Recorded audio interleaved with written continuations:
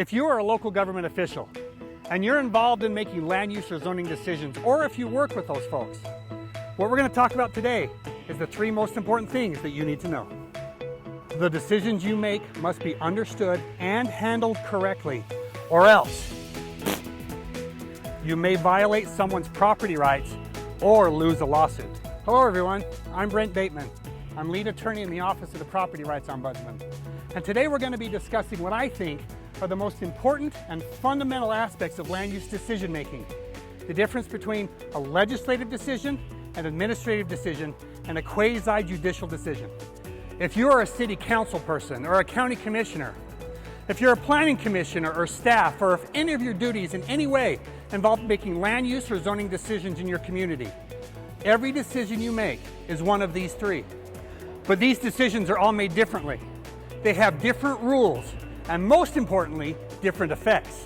You know, the vast majority of local government officials that I know, they want to do the right thing. They want to follow the law. They want to protect people's property rights, and they want to make the best decisions for their community. Unless you're evil, we're talking about you. Understanding our discussion today is the key to doing that. In my opinion, knowing what type of decision you make is the first step in making the best decision. If you will remember your high school civics class, in America and in Utah, we have three branches of government: the executive branch, the legislative branch, and the judicial branch. The legislative branch, which consists of our elected Congress. Their job is to take policy and make law. The executive branch, consisting of the president or governor, their job is to take the laws and enforce them. The judicial branch's job is to determine what the law is. Hopefully they're very smart, and their job is to interpret the law in case there's some kind of dispute. Locally, in your city or county, the same three roles exist, although they may be organized a little differently. There is a legislative branch of local government. Their job is to take policy, what the citizens in the community would like to see in their community, and to turn that into law. Those are local ordinances. The administrative role arises after the law is made, and it applies the law to different individuals or circumstances. For example, if a land use application is made, the administrative role is to apply the existing land use law to that application. And the quasi-judicial role is interpreting the local laws when there is a dispute. So let's talk for a second about each one individually and how it works locally. First, legislative. A legislative decision makes law. A legislative body does this by discussing widely applicable policy considerations and formulating laws to enforce those policies. What would we like to see in our community? Let's make a law to make that happen. Examples of legislative decisions include changing the general plan, adopting or amending ordinances, or annexation. Each local government has one body and only one body with authority to do this: the city council, town council, county council, or commission. No one else.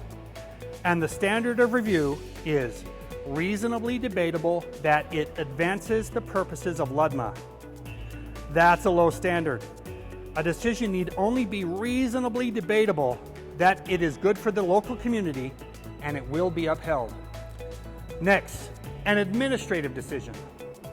An administrative decision applies the law. There are no policy considerations in an administrative decision. There's no, is this a good idea, or does this work here? Those decisions have already been made and placed in the local code. An administrative decision takes an application and applies the existing law to it. Examples include subdivision, or a conditional use permit, or a building permit. An administrative decision can be made by any party that the legislative body appoints. Many administrative decisions are made by staff. Sometimes they are made by a planning commission, but they do not have to be. They can be made by any party appointed to the task.